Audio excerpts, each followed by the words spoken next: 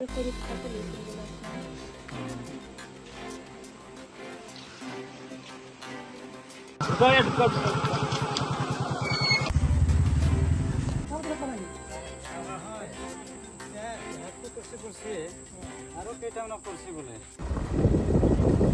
আমাৰ জপাডং ভিজিডিচিৰ অন্তৰ্গত মানে এটা আদিবাসী গাঁও আছে। তাতে মানে যোনটো খ্ৰীষ্টান ধৰ্মাৱলম্বী লোক যিটো ইছাই বুলি কয়, তেওঁলোকে মানে আমাৰ যিটো আদিবাসীৰ যোনটো নিয়ম আছে চাৰনাৰ মানুহখিনিক তেওঁলোকে মানে কনভাৰ্ট কৰি কিনে খ্ৰীষ্টিয়ান কৰি আছে।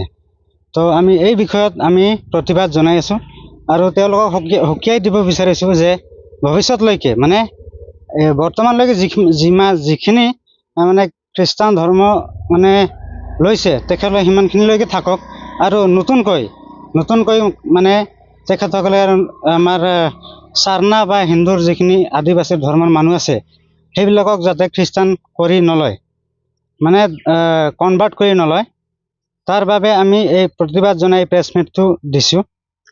মানে 2-1 দিনৰ আগতে মানে আমি মাক দেউতাক আৰু এটা সৰু ছোৱালী যাৰ নেকি ধৰ্মৰ বিষয়ে অলপো জ্ঞান নাই, মোটামুটি 8-9 বছৰৰ বয়সৰ ছোৱালীক মানে ল'ৰা এটাক খ্ৰীষ্টান ধৰ্মলৈকে ৰূপান্তৰিত কৰিছে। আৰু ছোৱালীটোৰো বয়স বেছি নহয়, মোটামুটি 10-12 বছৰে হ'ব। তো সেই সৰু ল'ৰা ছোৱালীক ধৰ্মৰ বিষয়ে কি জ্ঞান আছে সেইবিলাকক তেওঁলোকে খ্ৰীষ্টান ধৰ্মলৈ কনভাৰ্ট কৰি আছে। তো আমি সেই বিষয়ে আমি প্ৰতিবাদ জনাই আছোঁ।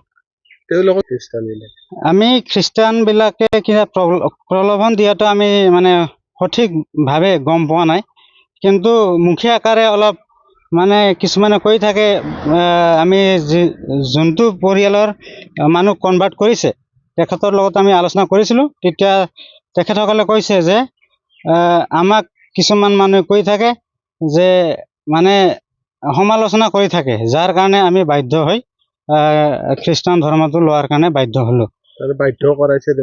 বাধ্য কৰাইছে বুলিও ঠিক তেনেকৈ ক'ব নোৱাৰি, মানে তেখেতসকলৰ কথাটো ইমান ফুটি অহা নাই।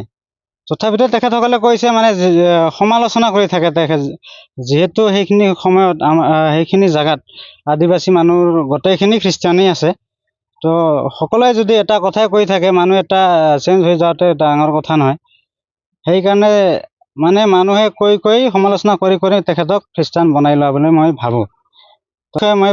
আমি প্ৰতিবাদ জনাইছোঁ আৰু ভৱিষ্যতে যাতে এই বিষয়ে যদি সিহঁতে যদি মানি নলয় বা ভৱিষ্যতে যদি খ্ৰীষ্টান ধৰ্মলৈ আমাৰ চাৰনাৰ মানুহখিনিক যদি ৰূপান্তৰিত কৰি থাকে, তেতিয়াহ'লে আমি বিহিত ব্যৱস্থা ল'ম, আইনীভাৱে ল'ম।